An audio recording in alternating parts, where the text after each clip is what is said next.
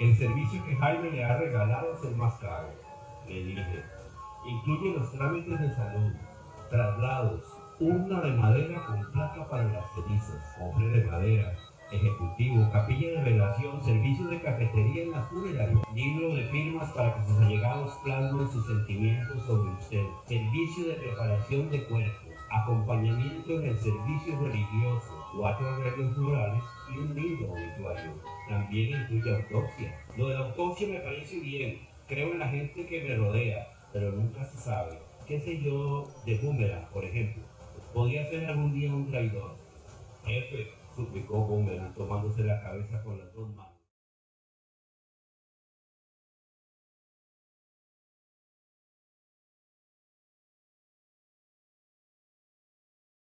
Bueno, buenas noches. Muchísimas gracias por venir. Es una noche donde el tráfico es particularmente enemigo de estas cosas. Afuera es un tráfico feroz, pero logramos sobrevivir y aquí estamos, ¿verdad? Muy agradecidos con ustedes por también acompañarnos y bueno, ya el tráfico quedó atrás y qué lindo cerrar el día de esta manera hablando sobre libros y muy especiales de Guillermo Fernández, que es un escritor que creo yo es un lujo que nosotros tenemos en Costa Rica. Yo lamento mucho que a veces la proximidad y la indiferencia con que a veces nos relacionamos los colegas en el ambiente literario hace que incluso pensemos que los autores que nos rodean no merecen nuestro tiempo ni nuestra dedicación para estudiarlos y leerlos como ellos merecen. Yo creo que tenemos autores que realizan un gran esfuerzo personal, formativo, cultural, de exposición, de conocimiento y de trabajo serio. Este libro precisamente lo revela. Es un libro de relatos, pero es un libro que está muy bien construido, tiene una escritura muy moderna, con un estilo literario donde el autor revela su nivel de madurez. Creo que en Guillermo y en este conjunto de relatos, que son 7, como les digo, se funde muy bien el concepto de historia. Hay un relato que se cuenta, que se articula bien, que se escenifica adecuadamente. Los personajes son cuidadosamente escogidos y sus perfiles muy bien trabajados. Entonces, lo que quiero decir con esto no es contarles los cuentos del libro, sino describirles a ustedes la capacidad imaginativa que tiene Guillermo. Es un escritor, como les digo, es un lujo para nosotros, porque es un escritor que investiga, que estudia. Antes de esto tenía su novela El Ojo del Mundo. El Ojo del Mundo es una novela extraordinaria, que ustedes saben, inspirada en una fotografía periodística de un gran valor histórico, sobre una niña en condiciones muy particulares de hambre y famélica, con un buitre detrás de ella, esperando probablemente el buitre, ¿verdad?, como ave de carroña que es, que la niña muera para convertirla y consumirla. Lo que fue una foto, en este caso de Guillermo, le evolucionó y desarrolló una novela interesantísima. Y estoy seguro que Guillermo nunca estaba en Sudáfrica y que tampoco se subió a los aviones en los que ocurren escenas en esa novela, por ejemplo. Pero usted viaja con Guillermo, con el narrador, en ese avión y se viaja y recorre Sudáfrica con esos personajes. De la misma manera que en estos cuentos, usted, por ejemplo, despierta en Roma, uno es un penteón mediocre que vende cuadrillos en la calle, como muchos vemos aquí. En ese aspecto, sin embargo, es un tipo profundo y una gran intensidad, que tiene una experiencia curiosa con el demonio y con los curadores de arte también. Ahí hay una gran sátira, es muy interesante, porque es un relato donde además el narrador se plantea un tema interesantísimo.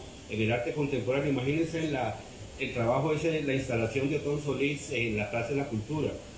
Imagínense que hay un tipo que tiene todo el dinero y le da por comprar instalaciones como esas y se las regala en venganza a sus amigos. Al regalárselas, espera que sus amigos busquen dónde exhibirlas. De manera que es interesante ver cómo conjuga ahí el concepto de arte público con arte individual y el uso y el valor que este arte tiene y dónde perfectamente puede estar o no estar.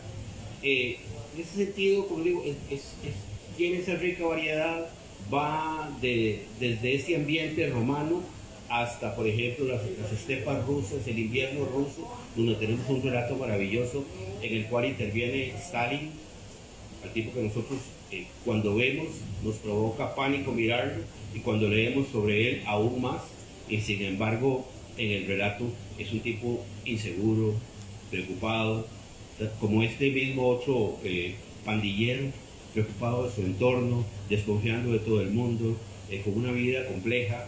De verdad que es interesante esta forma en que Guillermo nos abre el mundo y nos enseña a ver la pequeñez de lo grandioso y la grandiosidad de lo pequeño. Y técnicamente hablando, lo que me interesa de la obra de Guillermo, y lo van a leer, es que él viaja y él visita otros géneros literarios, como son perfectamente el folletín, la novela negra, la novela policial, y extrae de ellos esos conceptos propios de estas estructuras narrativas, como son la intriga, el suspenso, y compone él una obra literaria muy suya, con una temática entre particular y universal, donde nosotros como lectores realmente nos damos un banquete de lectura y de celebración, porque hasta nos pone, por ejemplo, a pensar en la posibilidad de robarnos el cerebro de Einstein para tratar de ver qué es lo que tiene distinto a todos los demás cerebros de su época que provocó las reacciones tan interesantes y la aportación a la física, a la filosofía, a la religión y a lo que es la vida a partir de él, ¿verdad? A mediados del siglo pasado. De verdad que ese mundo interesante, todo esto que les he platicado hasta aquí, es un poco lo que van a encontrar en esta obra. Yo no quiero monopolizar la charla, quiero aprovechar la oportunidad para hacerle un par de preguntillas a Memo sobre esto que hemos conversado, para que él también pueda decir si estoy erróneo o no. Les cuento que en 1993 el crítico Malcolm Bradbury decía que la ficción literaria estaba siendo sumamente presionada por la ficción comercial. El gran problema siempre de la obra literaria, y ahora lo comenzaba con el editor, el problema de los editores no es publicar la obra, el problema de los editores es poder, digámoslo, no vamos a deshacerse de la obra, hacerla circular, hacerla llegar a las manos de quienes debe llegar. Para que eso sea así, pareciera que la obra tiene que tener una serie de componentes que son un requisito previo para que puedan ser de interés de los lectores. Y no hay un lector, hay una gama amplia de lectores. Está el lector folletinesco, está el lector liviano, el lector ligero, está el lector que le interesa, sin embargo, que le cuenten historias, pero que también esas historias lo dejen sangrante, que le abran la herida y que le permitan reflexionar. Eso es lo que Bradbury reclamaba y lo que luego señalaba con la nueva novela que surge en Inglaterra a partir de los años 50. Él dice que es una novelística interesante porque estos autores precisamente combinan lo principal de esta narrativa exitosa con componentes propios de la narrativa seria y producen una obra entre amena y complaciente en el sentido que se disfruta su lectura, pero a la vez una obra que provoca reflexión. ¿Qué es la realidad y qué es la verdad? Guillermo, para mí, pertenece a un grupo de escritores que han surgido en el universo literario, no de Costa Rica, pero sí globalmente, en los últimos 20 años, para los cuales la única verdad es la ficción literaria. De manera que nosotros venimos a leer estos libros y hay una verdad ahí, una verdad que se queda ahí y que es incuestionable, pero que de alguna manera lo bueno que tiene es que nos cuestiona a nosotros y nos provoca a reflexionar y a pensar en si no estamos correctos o qué. Eso es importante, ¿verdad? Ese creo que es el gran tema de esta narrativa. Yo quiero preguntarle a Guillermo sobre esto. Como digo y reitero, pues es un lujo tenerlo entre nosotros. Y quiero preguntarle sobre un libro de relatos como este, con 7 historias distintas, con un viaje casi que planetario por Roma, Moscú, el Surquí, ciudades indeterminadas. ¿Es un trabajo estrictamente imaginativo o implica de tu parte una investigación previa, una documentación? ¿La imaginación trabaja a partir de una base documental o simplemente son componentes que usted no investiga? Bueno, buenas tardes. Muy agradecido por tu intervención. Yo creo que bastante exhaustiva y expone realmente los fundamentos de este tipo de ficción, Víctor. Y por supuesto que gracias a los que están aquí presentes por estar presentes. Sí, efectivamente, yo con estos cuentos, con la novela anterior, yo me propuse elaborar ficciones a partir de actos históricos, porque creo que la literatura debe reinterpretar la realidad. La realidad no, por sí misma a mí no me llega a convencer mucho. Creo que existe, ya lo dijiste, te adelantaste a ese testimonio, existe una verdad literaria. La realidad histórica o la realidad que podríamos suponer existen en los archivos históricos es una verdad que puede interesar a algunas disciplinas científicas, etc. Pero a mí me parece que el escritor debe también organizar el universo a partir de esos hechos. Eso siempre lo que ha existido, solamente que tal vez aquí yo me he propuesto acometer algunas ficciones con situaciones muy específicas. Por ejemplo, ahora mencionabas a Stalin, que para mí Stalin es un personaje que ejerce en mí un gran magnetismo, no porque me interese desde el punto de vista político o crea que fue un líder compasivo, no, todo lo contrario. Me parece que el personaje en sí mismo es tan indecible, tan hiperbólico con respecto al medio que le tocó vivir, que solo la literatura puede aprenderlo, ¿verdad? Es un personaje histórico que es exorbitante, ¿no? Me parece que su complejidad es tan vasta que solo la literatura podría darnos un diagnóstico de qué podría haber sido ese hombre. Entonces ahí es necesario verlo como desde soslayo, como de la marginalidad, para ver cómo se ilumina ese líder que de alguna manera pues funcionó en una época, fue fundamental en lo que le tocó vivir, pero también fue un monstruo, ¿verdad? Definitivamente. El caso mismo de Mao, ¿verdad? Yo ese cuento que se titula El arquitecto, ¿cómo se llama?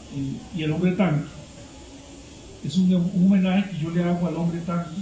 No sé si recuerdan el famoso hombre que se le paró, que se detuvo ante unos tanques en 1998, creo, en China, cuando había unos problemas internos políticos muy importantes, y las rebeliones populares y proletarias fueron completamente silenciadas por el militarismo más de la parte más izquierda del Partido Comunista Chino, ¿verdad? Pasando por encima a ciertas posiciones menos rígidas, digamos, menos fanáticas, menos abocadas a la orientación de Mao. Ese personaje, yo veo que también desborda la realidad. Fue filmado por periodistas que estaban en ese lugar, se pasó por todo el mundo en lo que hizo. Después el gobierno comunista chino lo desapareció y no se puede hablar de él en toda China. En este momento no se puede hablar de él en toda China. Cuando China llegó a Hong Kong, había un monumento que es tan peligroso ese pobre hombre que no tenía ningún tipo de arma, ¿verdad? Era un simple, parecía un oficinista, delgado como un video, con una bolsita que andaba ahí, se le paró los tanques, los enfrentó. Después de la famosa carnicería, la matanza en Plaza Tiananmen. Entonces, esos personajes desbordan la realidad. Y me parece que hay que rescatarlos porque de alguna manera son más, más espléndidos, más ricos que la misma, que cualquier otra ficción que se pudiera uno imaginar. Stalin, el mismo Mao, esos personajes desbordan completamente.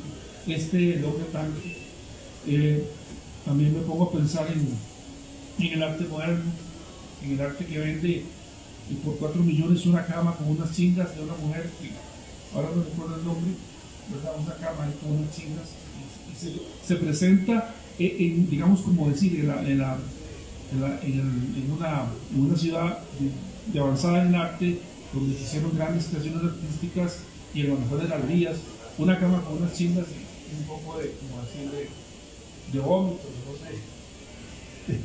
Y eso vale 4 millones de dólares. Es decir, y hay un pobre pintor ahí que anda tratando de hacer interpretaciones de ¿cómo se llama esto? Bueno, acuarelas, tratando de ganarse la vida y se pregunta, bueno, ¿qué hago yo aquí en este medio? ¿Verdad? Entonces, eso también desborda la realidad.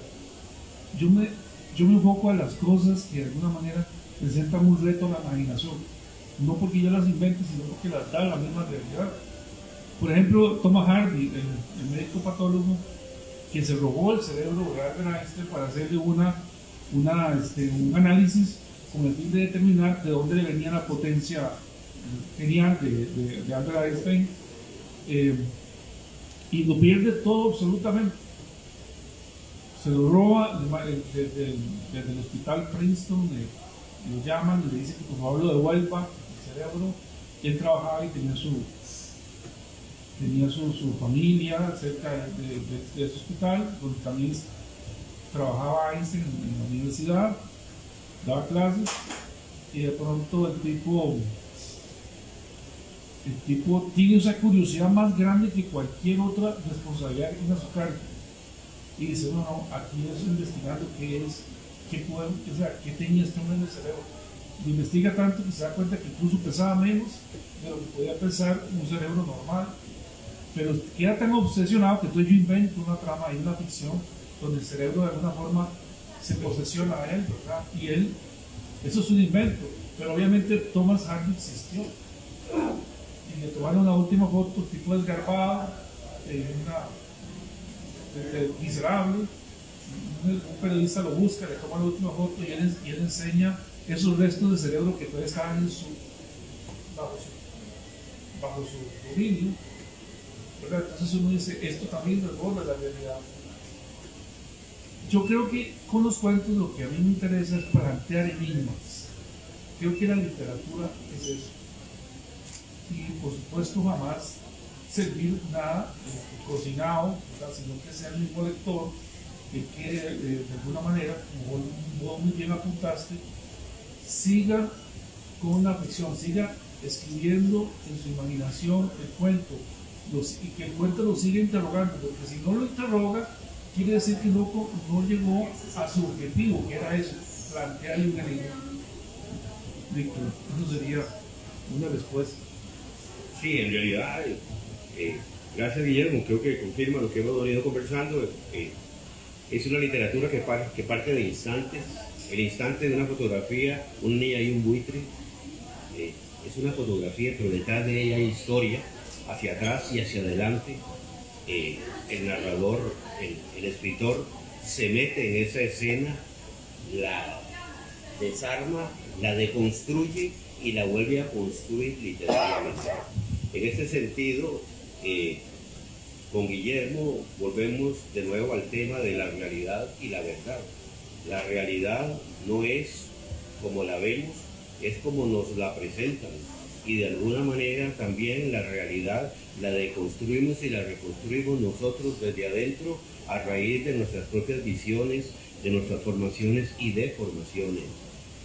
La verdad como tal, igual los líderes políticos, los héroes, los perfiles de gran respeto parecieran estar incompletos, y es cuando surge la literatura para de alguna manera desde la ficción intentar reconstruirlos, no completarlos, porque son imposibles de completar. La realidad es imposible de atraparla de una manera absoluta. Vean ustedes como instantes, una fotografía de una niña y un buitre, una escena en la Plaza Tiananmen de un indigente, un humilde parroquiano frente al desplante militar, lo que genera en la imaginación de un autor y el interés que de alguna manera le causa ese héroe anónimo y lo sigue luego y le permite construir una historia paralela que es la de este arquitecto que trabaja ahí y de paso además ofrecernos a través de él las grandes dudas que tenía acerca de la verdadera intención y de la verdadera imagen que pudiera tener un individuo como humano. Estas son las cosas interesantes que esta narrativa nos trae. Vuelvo a insistir, nosotros en Guillermo tenemos un lujo que deberíamos aprovechar leyéndolo. Creo que la mejor manera de agradecerle a Guillermo su esfuerzo es leyéndolo. Y estoy seguro que en la medida en que eso ocurra, irá creciendo más e iremos también reclutando más lectores y habrá más actividad, más cuestionamiento de la realidad y más imaginación que poner a trabajar.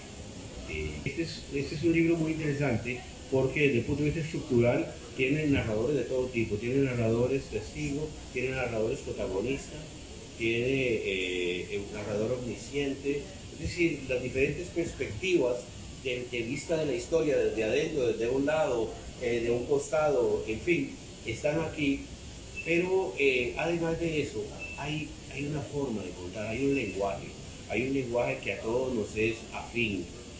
Yo no siento que inclusive el lenguaje entre el narrador que escribe una escena o un relato que tiene lugar en Roma se modifique sustancialmente en el uso idiomático del narrador que, por ejemplo, cuenta la historia en el surgimiento. Creo que hay una voz que Guillermo ha logrado modular y que me gustaría, si no es mucha indiscreción, que nos cuente un poquito de ese uso del lenguaje y de esa voz que tiene. Bueno, no sé si lo tengo claro, pero yo creo que la literatura también sirve no solamente para plantear enigmas, sino para articular una forma de pensamiento, de diálogo, de reflexión. Los personajes que yo creo son personajes que les gusta procurar, les gusta pensar, que chocan con la realidad y se hacen y se empiezan empiezan a problematizar. Entonces el lenguaje me parece que yo lo trabajo bastante. Creo que es un lenguaje que, a pesar de que trato también de utilizar modos lingüísticos modernos, también me cuido de que las descripciones sean de una manera estén bien preparadas, que estén bien organizadas, que estén sintácticamente bien pulidas, que haya, yo soy muy esmerado con la forma, ¿verdad? Forma y exposición de las historias van unidas, más siempre de la mano. No podía concebir una sin la otra porque entonces me quedaría aquello mucho de todo. Entonces yo creo que a mí me preocupa mucho la forma. Me parece ver en el medio que a veces no hay tanta preocupación por la forma, y es ahí donde está el problema, porque si no hay preocupación digamos, por decirlo así, lo que decía este filósofo italiano. Tenemos la intuición, pero la intuición tiene que pasar por una forma, ¿verdad?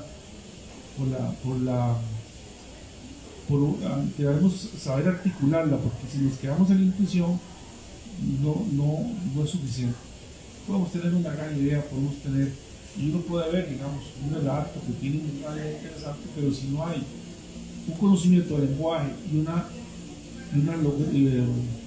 un manejo adecuado de los elementos lingüísticos, esa intuición nos queda bien.